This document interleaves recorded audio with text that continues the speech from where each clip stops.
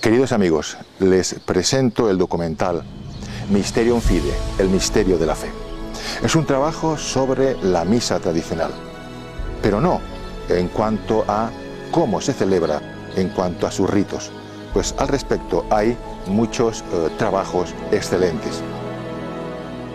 Lo que pretendemos con Mysterium Fidei es enseñar el valioso y hermosísimo tesoro espiritual que tiene en sí la misa tradicional.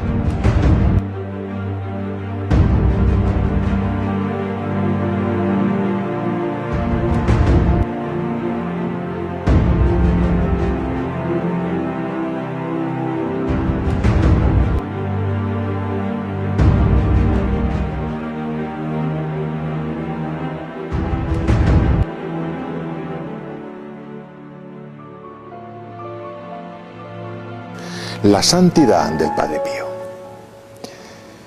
Aquella gente sencilla y humilde que acudía a sus misas que podían durar más de 2 horas e incluso las celebraba a las 5 de la mañana. Aquella gente acudía fiel cada día a la misa del Padre Pío. Y es que aún sin entender el latín, sin entender lo que decía en el altar el Padre Pío, sí entendían que algo grande, algo misterioso y algo santo ocurría en el altar. Entendían que el Padre Pío se transformaba y algo santo emanaba de su persona. Y esa santidad la percibían ellos, la recibían ellos y se sentían espiritualmente alimentados. Un día le preguntan al Padre Pío por qué temblaba cuando subía las gradas del altar para la misa.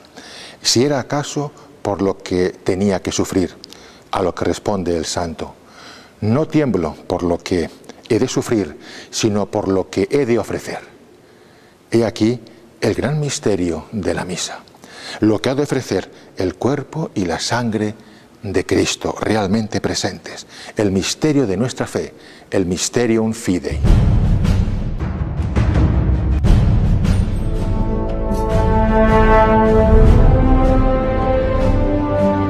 Mysterium Fidei, el santo sacrificio de la misa.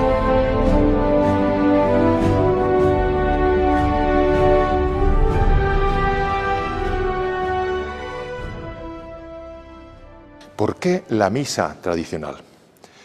Pues porque fue establecida a perpetuidad por su santidad San Pío V en el año 1570, porque nunca ha sido prohibida. Y así nos lo ha confirmado su santidad Benedicto XVI en el motu proprio Summorum Pontificum del 7 de julio del año 2007. Desde entonces la misa tradicional es la forma extraordinaria del rito romano, siendo la misa nueva, según el misal de Pablo VI, la forma ordinaria. ¡Qué maravilla, queridos amigos, la Iglesia! ¡Qué maravilla que mientras esté preservada la unidad de la fe, se puede expresar esta en 2 formas distintas: la forma extraordinaria y la forma ordinaria. La misa tradicional, que procede de la tradición apostólica, ha estado vigente en la Iglesia hasta la reforma litúrgica del Concilio Vaticano II. A la misa tradicional se la conoce también con el nombre de Misa de San Pío V o Misa Tridentina. Sin embargo, sería más correcto denominarla Misa del Beato Juan XXIII, ya que se debe a este Papa la última modificación del misal de San Pío V. El misal de San Pío V no fue creado por dicho santo, ni tampoco fue el Concilio de Trento quien dio lugar a un nuevo misal en la Iglesia. Tanto San Pío V como el Concilio heredaron esa liturgia que se celebraba ya desde siglos antes en Roma. Ya en tiempos del Papa San Gregorio Magno, la misa estaba prácticamente codificada como la conocemos hoy. Por ello, conocemos a la misa tradicional también con el nombre de misa gregoriana. También este santo heredó partes importantes de la misa, pues consta ya en tiempos de San Ambrosio una parte sustancial del canon romano. Los orígenes de la misa, pues, se remontarán a los tiempos apostólicos, y esta es la antigüedad venerable de la misa tradicional, motivo más que suficiente para que ocupe hoy un lugar de respeto y de consideración dentro de la Iglesia católica.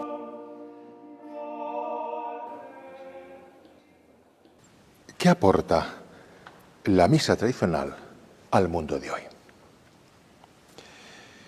Aporta, en primer lugar, la fe, el valor de la fe que no cambia, que permanece, la realidad del pecado, la necesidad de la gracia. Además, la diversidad de formas en que esta fe se manifiesta. Oraciones, ceremonias, vestiduras sagradas, cantos. Además, la misa tradicional nos aporta el legado de la tradición, la arquitectura, tradiciones litúrgicas. La misa tradicional es el nexo, la unión con el pasado, es vivir la fe según una fe recibida, y es el camino y es luz para vivir la fe en el mañana. ¿Qué hace de peculiar a la misa tradicional? En primer lugar, la presencia real del cuerpo y la sangre de Cristo, la defensa que hace la misa del sacrificio del Calvario. La misa y el Calvario, una misma cosa. La única diferencia es la forma en que nuestro Señor se ofrece. En el Calvario, sangrienta y cruentamente. En la misa, incruentamente o místicamente. Segundo, la centralidad absoluta de la Santísima Trinidad. El cielo y la tierra se unen en este misterio insondable del sacrificio de Cristo. La verdad de la fe católica. Podríamos decir que la misa es un verdadero autorretrato de la Iglesia católica. Y en tercer lugar, el valor educativo de la misa. La misa, en sus ceremonias, en sus ornamentos, en la arquitectura propia de la Iglesia, indica a los fieles la trascendencia del misterio. Les lleva a una realidad que les separa del mundo hacia la realidad sobrenatural. Es una realidad que constatamos hoy día, que la misa tradicional tiene aceptación entre la juventud. Y es, sin lugar a dudas, por la característica de la misa de presentar con radicalidad la fe. Y esta radicalidad choca enormemente con este mundo donde todo es relativismo, donde nada es verdad ni nada es mentira, donde todo va a depender de las circunstancias del momento y de los intereses personales. Es también una realidad el interés que muestran por la misa tradicional los sacerdotes jóvenes y los seminaristas.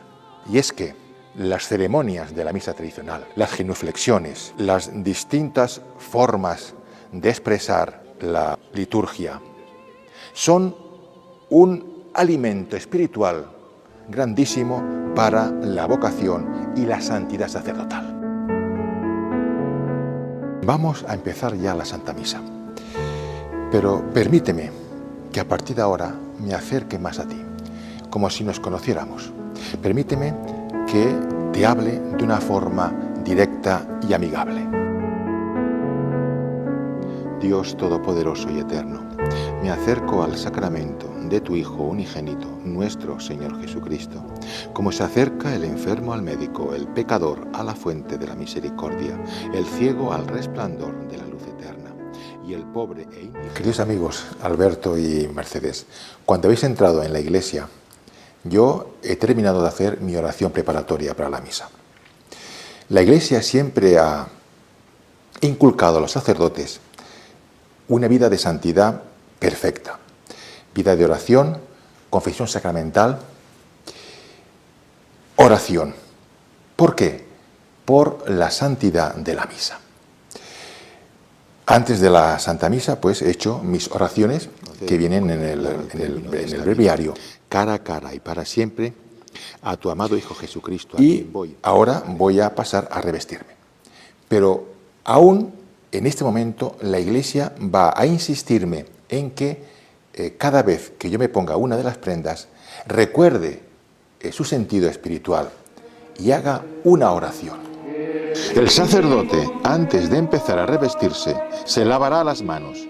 La Iglesia, al prescribir esta ablución, quiere inspirar en el sacerdote la pureza interior, necesaria para acercarse a este gran misterio.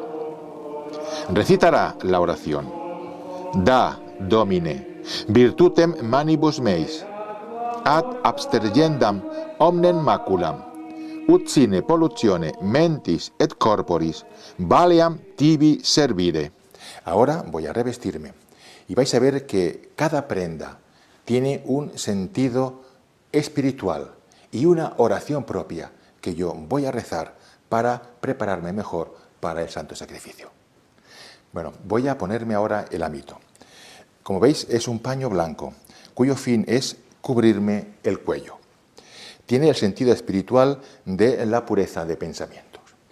Beso en la cruz del centro y mientras me lo pongo, rezo la oración correspondiente.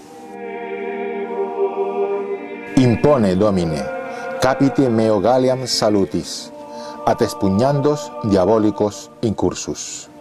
Ahora voy a ponerme el alba.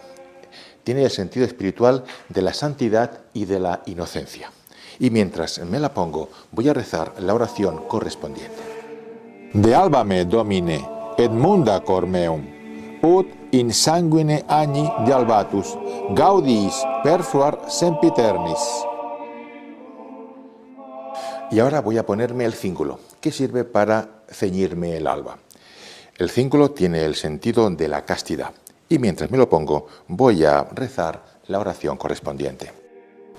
Precingeme, Domine, cingulo puritatis, et extingue in lumbis meis humorem libidinis, ut maneat in me virtus continentie et castitatis.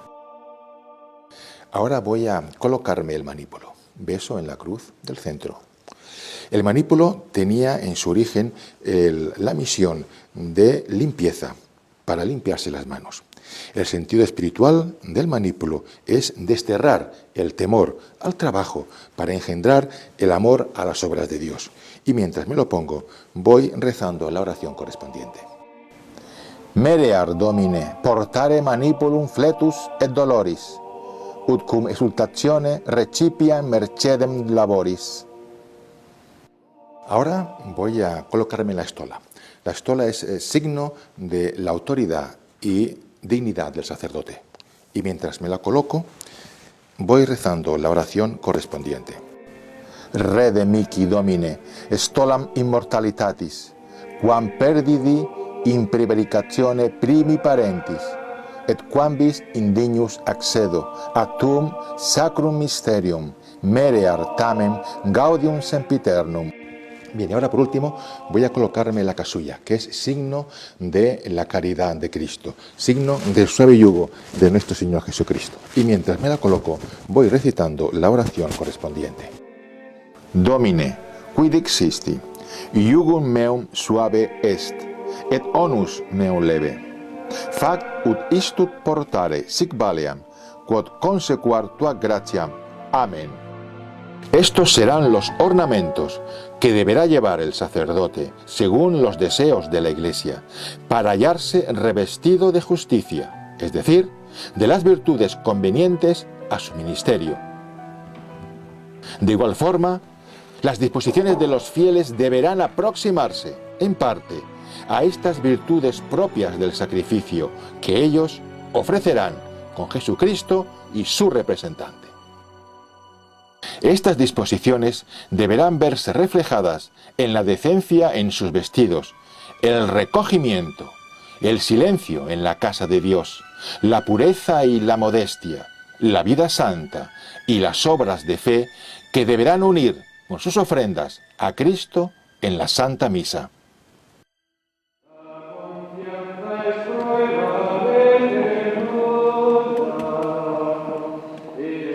Querido amigo, va a comenzar la Santa Misa. Históricamente, la misa se divide en dos partes. La misa de los catecúmenos, de los aspirantes al bautismo, y la misa de los fieles. La misa de los catecúmenos empieza desde las oraciones al pie del altar hasta que se inicia el ofertorio, es decir, hasta el Evangelio o el credo, si lo hubiera en la Santa Misa. Vamos pues a centrarnos en la misa de los catecúmenos, también llamada antemisa.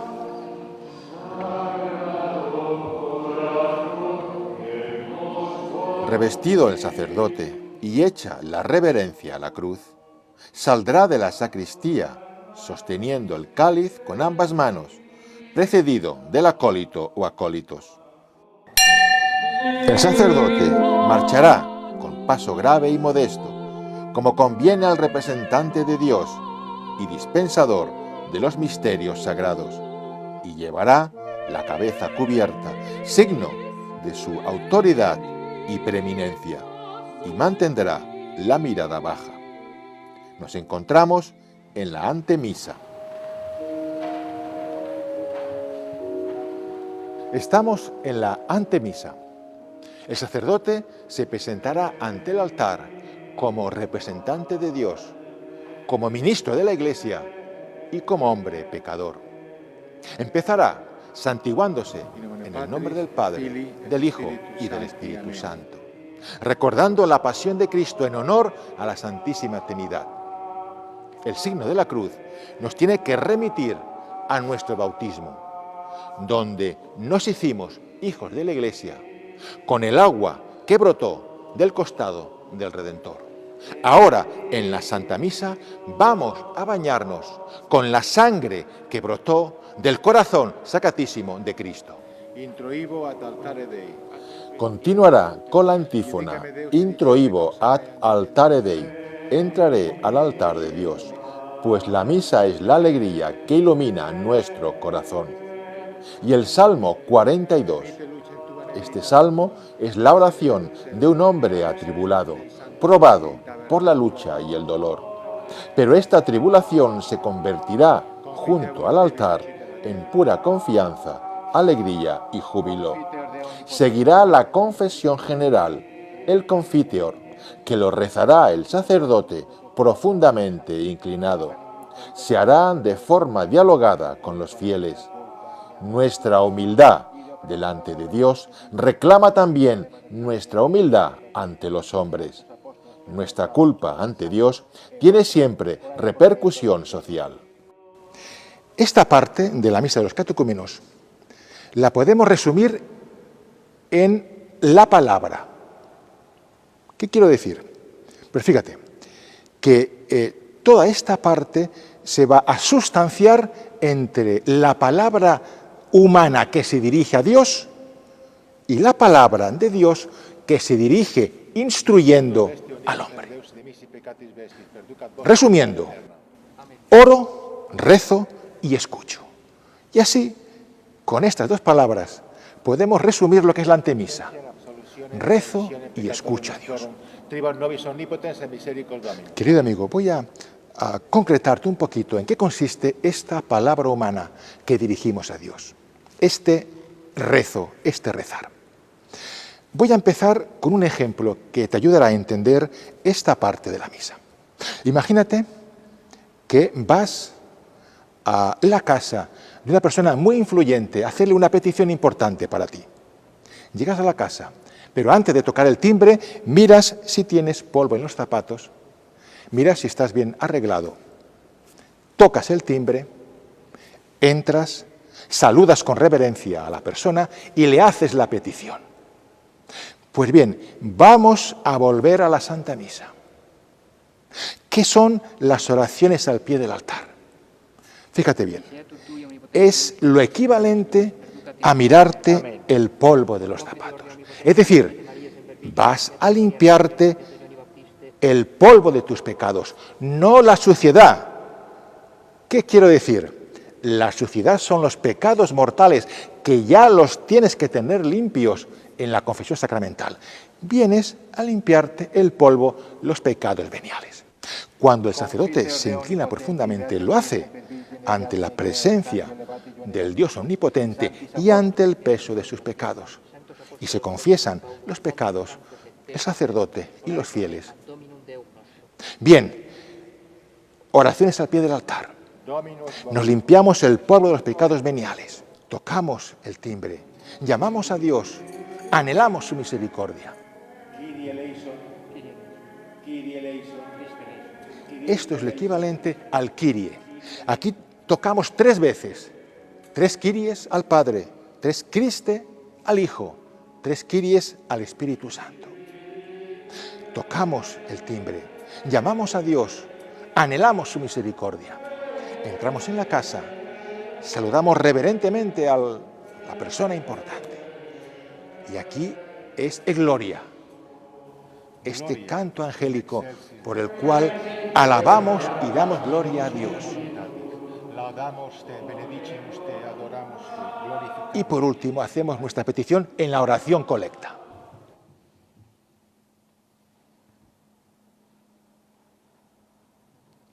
Dominus vobiscum. En la oración colecta, el sacerdote reunirá las peticiones de los fieles. Amigo mío, básicamente, en esto consiste nuestra palabra hacia Dios, nuestra oración a Dios. Y fíjate qué bonito, qué hermoso, cómo nuestra oración ha ido en ascenso. Primero, pidiendo perdón, limpiándonos de nuestros pecados veniales. Después hemos anhelado la Trinidad en el Kyrie. Después le hemos dado gloria y ya estamos preparados para pedirle en la oración colecta. Querido amigo, ha tenido lugar la palabra humana. Nos hemos dirigido a Dios. Ahora es el turno de la palabra divina. ¿Cómo? Dios se dirige a nosotros instruyéndonos. ¿Cómo lo hace? Pues en la epístola y en el Evangelio. Carissimi, omnes unánimes in orationes tot. Aquí es donde la palabra divina instruye al hombre. Corresponde a la petición del hombre, porque Dios sabe que lo mejor que necesitamos es su palabra, meditarla y vivirla en nosotros. Principal de nuestra vida, donde el Espíritu Santo se nos da a raudales, en la Santa Misa. Eso es muy importante, la confesión frecuente, la santidad, la piedad, para que el Señor vea ese corazón contrito, humillado, dolorido. Con lo que te he explicado, querido amigo, sobre la palabra en la antemisa, la palabra humana hacia Dios y la palabra divina hacia el hombre. Después de haber orado y después de haber escuchado la palabra de Dios, estás en condiciones para rezar el credo, la fe, nuestra fe católica.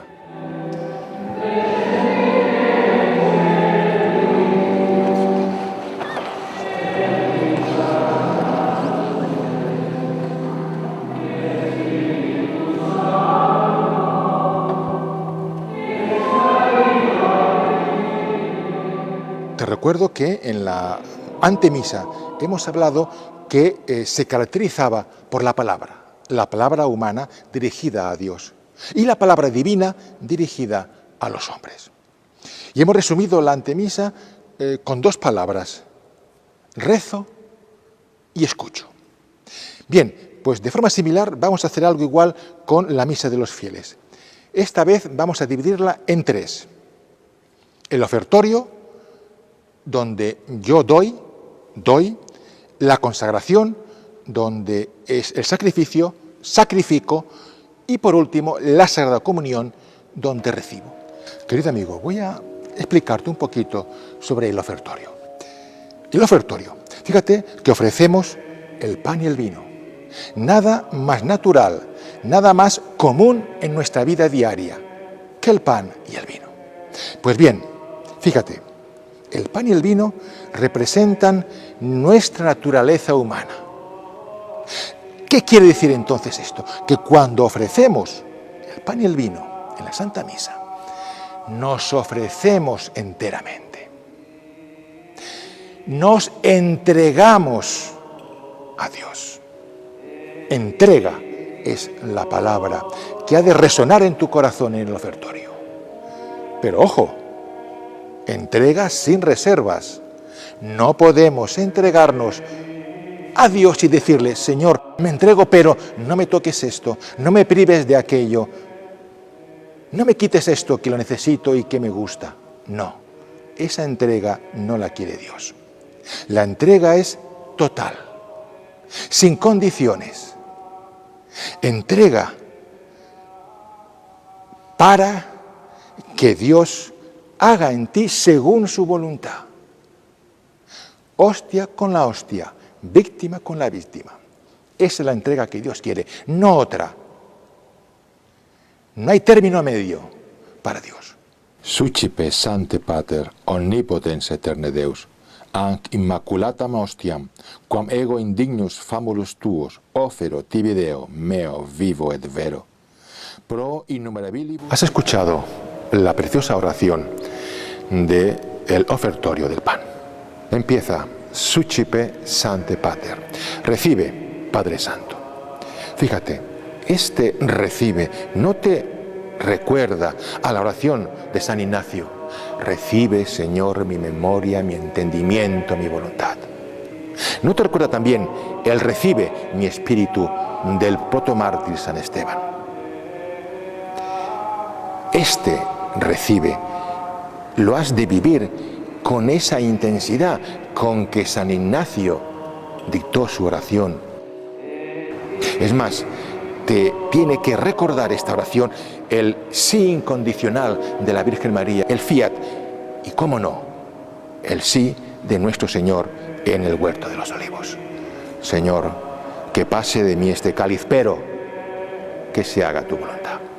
Esa es la intención, esa es la forma, la entrega con que tienes que vivir el ofertorio y esta oración en particular. Y tras la oración de la ofrenda del pan, vendrá la del vino. Este, previamente, se habrá mezclado con unas gotas de agua. Oferimus tibi Domine, calicem salutaris tuam deprecantes. El vino representará a Cristo y el agua al hombre. Así deberá desaparecer nuestra naturaleza humana en el vino generoso de la naturaleza divina de Cristo para ser divinizada. Quiero hacer hincapié en dos palabras del ofertorio del vino. Suave olor. ¿Qué significan? Fíjate, en la Sagrada Escritura aparecen también estas palabras. En el sacrificio que ofreció Noé, nos dice la palabra de Dios que ese sacrificio fue de suave olor para el Señor. San Pablo, en su carta a los Efesios, nos recuerda que el sacrificio de Cristo fue de olor suave al Padre. ¿Qué significado tiene, pues, estas dos palabras? Suave olor. La complacencia que Dios tiene en tu entrega, en tu ofrenda. Si esa ofrenda y esa entrega es sincera, si surge de un desprecio total al pecado, de un deseo ferviente de entregarte a Dios, de ser hostia con la hostia inmaculada, de dejarte modelar por Dios. Cuando tu entrega es así, de esta forma, con esta intención, solo entonces es una entrega, una ofrenda de suave olor al Padre. El sacerdote seguirá recitando dos oraciones antes del lavatorio de las manos, en las que realizará por sí mismo y por los fieles el acto de la propia oblación e invocará al Espíritu Santo, suplicando bendiga la hostia, que la transforme. Querido amigo, ha terminado el ofertorio, las ofrendas del pan y del vino. Nos acercamos a la gran oración eucarística, al canon romano. El sacerdote va a prepararse para este momento. ¿Y cómo lo va a hacer? Con este gesto tan significativo del lavatorio de las manos. ¿Te acuerdas cuánto antes de revestirse también comenzó purificándose los dedos? Con este gesto, la Iglesia quiere recordar al sacerdote cuánta tiene que ser su santidad y su pureza de vida. Una vez purificados los dedos, recitará parte del Salmo 25. Lavabo inter innocentes manus meas, et circundavo altarem tuum Domine, ut audiam vocem laudis, et enarrem universa. Terminado el lavatorio de las manos, verás que el sacerdote se desplaza al centro del altar y, ligeramente inclinado, va a recitar la hermosa oración a la Santísima Trinidad. Sucipe Santa Trinitas, ancoblationem, pidiendo que reciba esta ofrenda que se va a ofrecer en memoria de la pasión, de la resurrección y de la ascensión de nuestro Señor Jesucristo. Posteriormente, el sacerdote besará el altar y se dirigirá a los fieles con la oración Orate Frates, es decir, pide a los fieles que recen por él, porque es mucha la responsabilidad que el Señor ha puesto sobre sus hombros. Y finalmente va a recitar en silencio la oración secreta, oración que va a dar paso al prefacio. Per omnia secula seculorum. Amén. Dominus vobiscum. Et cum spiritu tuo. El canon romano está precedido por el prefacio y el Sanctus. El prefacio es un cántico de alabanza y de acción de gracias que culminará en el canto angélico del Sanctus. Sanctus, Sanctus, Dominus Deus Sabaoth, plenis sunt celi et terra gloria tua, Hosanna in excelsis, benedictus qui venit. Querido amigo, ha terminado el Sanctus. Va a comenzar la parte más importante de la misa, el canon romano. Y es la parte más importante porque contiene la esencia de la misa, el sacrificio, la consagración. Canon es una palabra de origen griego que significa regla, norma. El canon romano es la norma fija que no cambia de la misa. ¿Cómo se formó el canon? Fíjate, en pocas palabras, partiendo de ese núcleo santo de las palabras de la institución de la Eucaristía por parte de nuestro Señor Jesucristo, la Iglesia con el tiempo fue como adornando, como protegiendo este núcleo santo con oraciones. Oraciones antes de la consagración y oraciones tras la consagración, formando todo con el tiempo un conjunto armónico y santo, formando el canon romano. Querido amigo, quiero explicarte de una forma gráfica el canon y sus oraciones. Imagínate un lienzo, en el centro Cristo clavado en la cruz. A un lado tenemos la Iglesia, los fieles vivos por los que pedimos y los santos. En el otro lado de la cruz, a los difuntos, a los sacerdotes y a la creación. Mantén viva esta imagen. ¿Qué significa este cuadro, este lienzo? Pues fíjate, Cristo reinando sobre la cruz está manteniendo, está soportando, está dando vida a toda la creación. El cuerpo de Cristo entregado, la sangre de Cristo derramada, está vivificando a la iglesia peregrina, a la iglesia triunfante del cielo y a la iglesia que purga en el purgatorio. ¡Qué maravilla, amigo! Bien, voy a hablarte ahora de las oraciones antes de la consagración. Fíjate, verás que el sacerdote levanta las manos, alza los ojos al cielo y se inclina profundamente. Te igitur, clementissime Pater, Y es que va a empezar el canon pidiendo por la Iglesia peregrina y sus miembros. El sacerdote continuará pidiendo esta vez por los vivos, por aquellos por los que se ofrece la Santa Misa. Y va a pedir también por la intercesión de los santos. Necesitamos que los santos intercedan por nosotros, y en especial la intercesión de nuestra Madre María Santísima, María Inmaculada. Y ahora fíjate, querido amigo, tras estas oraciones de petición, el sacerdote va a rezar dos oraciones relativas al sacrificio. Verás que coloca las manos juntas sobre las ofrendas. Anc igitur oblationem servitutis nostre, sed et cunte familiae tue quesimus. Mientras hace este gesto, va a pedir por la paz en nuestros días y también va a pedir a Dios Padre Todopoderoso que nos libre de la condenación eterna y que nos acoja en el coro de los bienaventurados del cielo.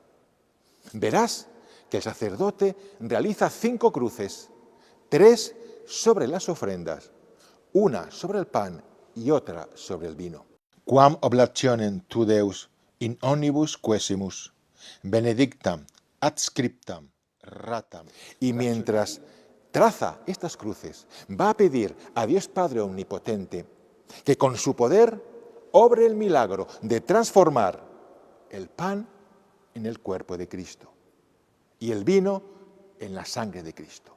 Que obre la transustanciación, que obre el milagro, que obre el misterio de nuestra fe, que obre el sacrificio del Calvario en el altar. Entramos ahora en la consagración.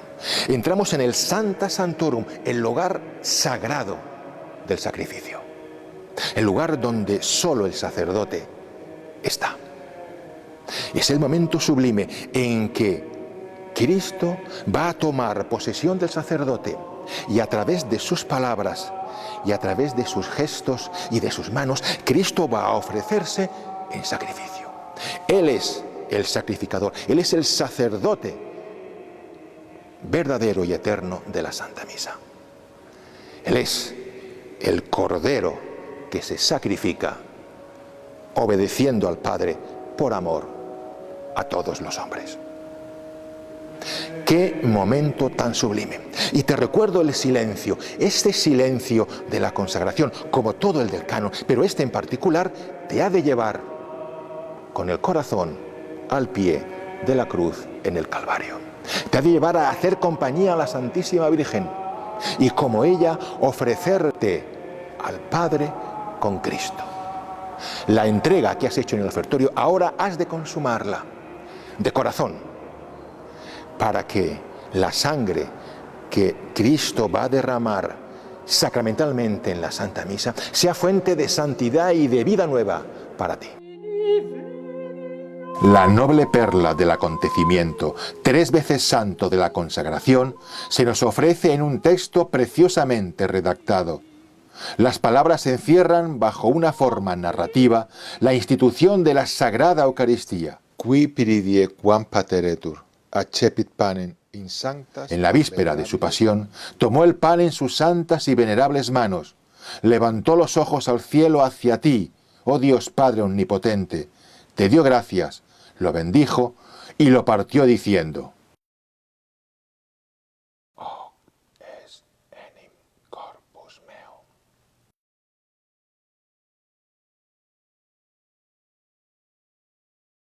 El sacerdote acaba de pronunciar las palabras de la consagración del pan.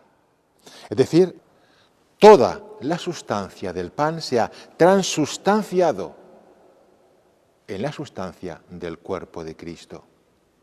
Transustanciación es la palabra que define de forma perfectísima este milagro, este gran misterio.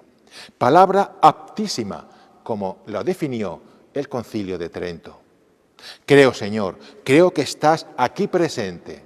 Simili modo, postquam cenatum est, concluida la cena, tomando en sus santas y venerables manos este preclaro cáliz, y dándote igualmente gracias, lo bendijo, y lo dio a sus discípulos diciendo: «Hic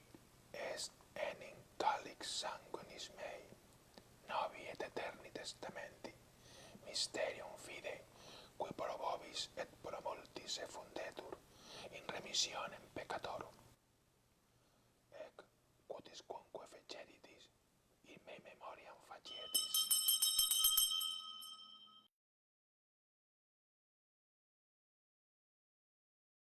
Ha tenido lugar la consagración del vino. La sustancia del vino se ha transustanciado en la sangre de Cristo. Sangre de Cristo, sangre del Calvario, sangre derramada por muchos, es decir, por todos los hombres que quieren ser redimidos con esta sangre preciosísima de nuestro Señor Jesucristo.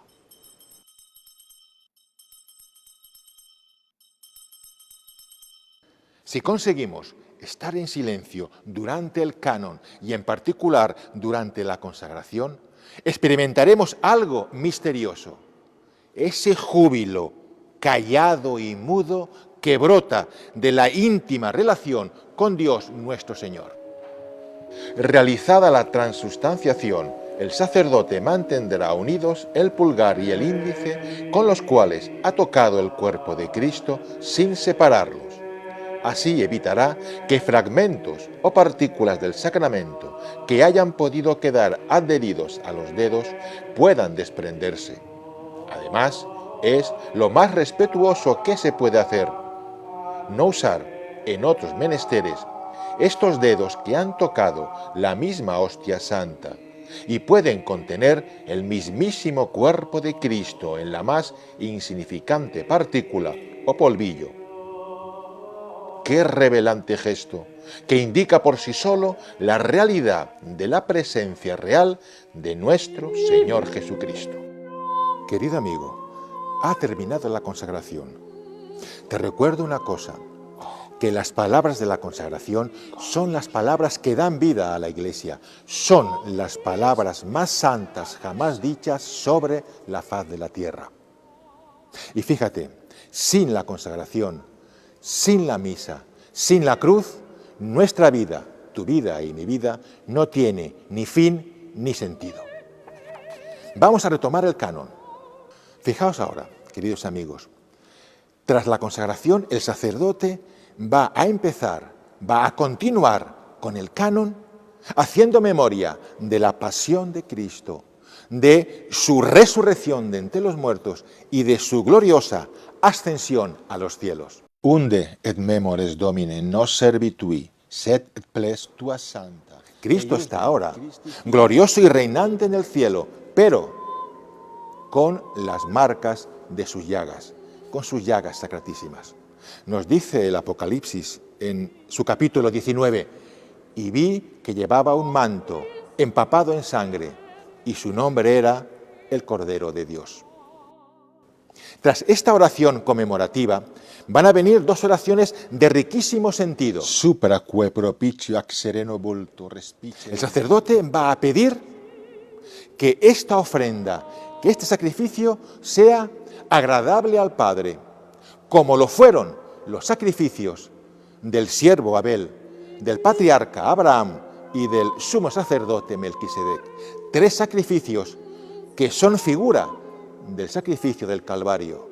Tres personajes que son figura de Cristo. Y ahora fíjate, querido amigo, que el sacerdote va a inclinarse profundamente. Supplices, te rogamus, omnipotens Deus, iuvec per ferri, per manus sancti. ¿Por qué? Porque va a hacer una petición al Padre. Que esta ofrenda santa sea llevada al altar del cielo.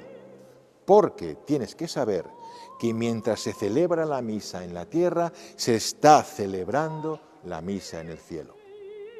Que sea llevada por un ángel de Dios. ¿Para qué? Para que esta víctima santa vuelva al altar terreno llena de bendiciones y gracias para la Sagrada Comunión.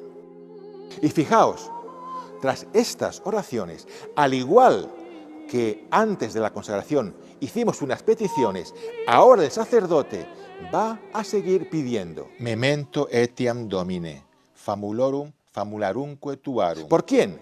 En primer lugar, por los difuntos, el memento de difuntos. La Iglesia que ora y ofrece pide por la Iglesia purgante. Aquí vemos la comunión de los santos, la comunión de la Iglesia. El capítulo 8 del Apocalipsis dice: y al abrir el quinto sello, vi a los pies del altar las almas de los que habían muerto por el nombre de Dios y por la fe que mantuvieron. Y ahora fíjate, verás que el sacerdote inclina la cabeza y se golpea el pecho, a la vez que alza la voz. Nobis quoque peccatoribus. Es el único momento en el silencio del cano que el sacerdote alza la voz. ¿Para qué? Para reconocerse pecador. El sacerdote está pidiendo por sí mismo, aun cuando emplee el nosotros, el nobis, está pidiendo por él. Va a pedir al Padre ser unido al coro de los apóstoles y de los mártires para ser acogido en el reino de los cielos. Querido amigo, ya termina el canon y lo hacemos con una última petición. La petición por la creación inanimada. ¿Por qué? Porque también la creación nos tiene que llevar a Dios. Y esta oración tiene lugar cuando veas que el sacerdote realiza 3 cruces sobre las ofrendas, sobre el cuerpo y la sangre de Cristo. Estas 3 cruces nos van a remitir a una antigua bendición, a la bendición que se hacía en los primeros siglos sobre las ofrendas que los fieles llevaban al altar para el sustento del clero y para los pobres. Pero por el pecado de Adán, por el pecado de nuestros padres, esa armonía que reinaba perfecta entre la creación y el Creador quedó rota. Per ipsum, et cum ipso, et in ipso, est tibi. Y solo fue por Cristo, por su redención, por el cual podemos dar gloria a Dios. Verás que el sacerdote trazará con la Sagrada Hostia unos signos de cruz, diciendo al mismo tiempo: por Él, por Cristo, podemos dar gloria a Dios. Con Él, porque se hizo idéntico a nosotros menos en el pecado. En Él, porque en Él estamos, existimos y vivimos.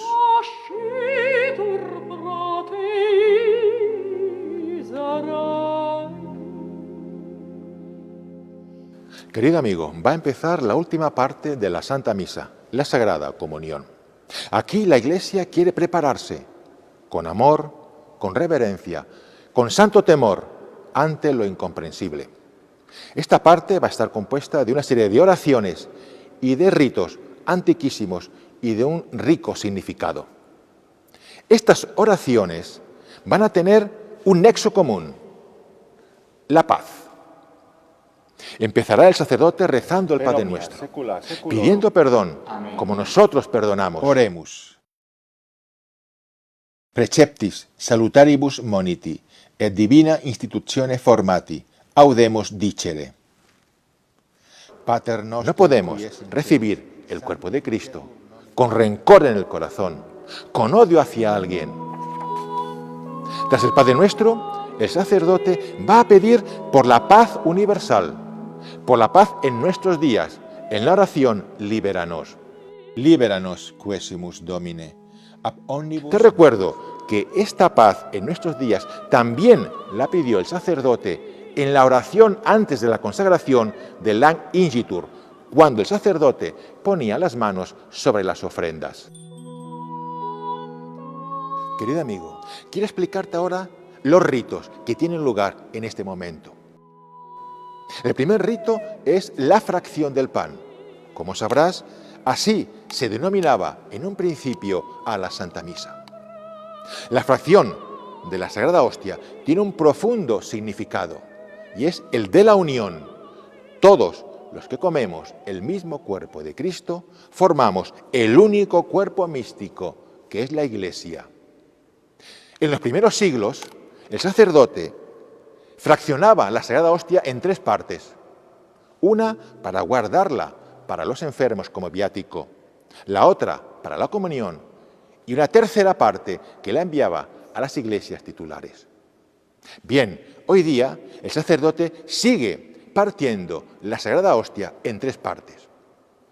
2 serán para su comunión y la tercera la colocará en el cáliz, dando lugar al siguiente rito, que es la mezcla. La mezcla tiene un profundo sentido alegórico. Fíjate, hasta ahora tenemos el cuerpo y la sangre de Cristo separados. Pax Domini, sit semper vobiscum. ¿Qué está pidiendo? Pues que la paz del Señor esté con los fieles, esté con la comunidad. Ahora, al mezclar el cuerpo y la sangre, esto nos lleva a la resurrección de nuestro Señor Jesucristo. Querido amigo, fíjate, hasta ahora hemos pedido perdón en el Padre Nuestro. Hemos pedido por la paz en el mundo, en la oración, líbranos. Hemos pedido a continuación por la paz de los fieles, por la paz de la comunidad. Ahora el sacerdote va a pedir por la paz redentora en la oración Agnus Dei. Agnus Dei qui tollis peccata mundi, miserere nobis. Agnus Dei qui tollis peccata mundi. Esa paz que Cristo dio al mundo en la cruz. Y esa paz que es reflejo de la paz celestial que rodea al Cordero Inmaculado en el cielo. Y antes de la comunión, en las oraciones en silencio que rezará el sacerdote, este va a pedir por la paz de la Iglesia. Y ahora fíjate, querido amigo, va a venir la comunión del sacerdote. Domine non sum dignus, corpus Domini nostri, sanguis Domini nostri Jesu Christi. Va a venir ya la comunión de los fieles, tu comunión.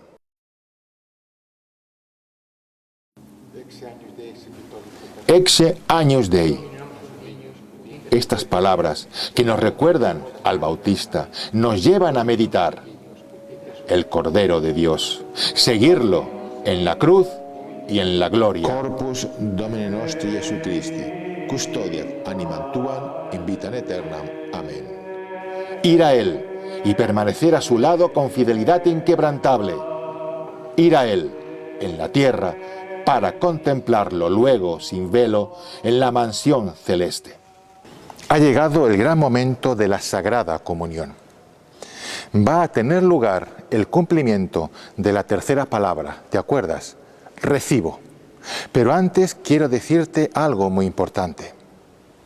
La entrega que hiciste en el ofertorio y que se consumó en la consagración, vas a hacerla efectiva, con un signo externo, con un signo público ante Dios y ante la Iglesia.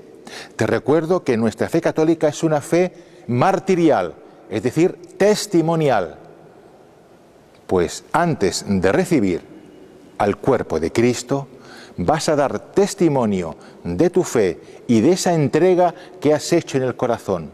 ¿Cómo? Con el gesto que más ennoblece al hombre y agrada a Dios. Vas a postrarte de rodillas ante el cuerpo de Cristo. Nunca el hombre es más grande que cuando se arrodilla ante su Dios. ¿Y cuánta gloria da a Dios un alma santa postrada ante el Creador del cielo y de la tierra? Querido amigo, ha terminado la Sagrada Comunión. Acabas de comulgar, acabas de recibir al Señor. Es el momento en que te has de recoger en íntima y profunda unión con Él, unión de acción de gracias. Mientras tanto, el sacerdote va a purificarse los dedos y el cáliz, y lo hará con sumo cuidado.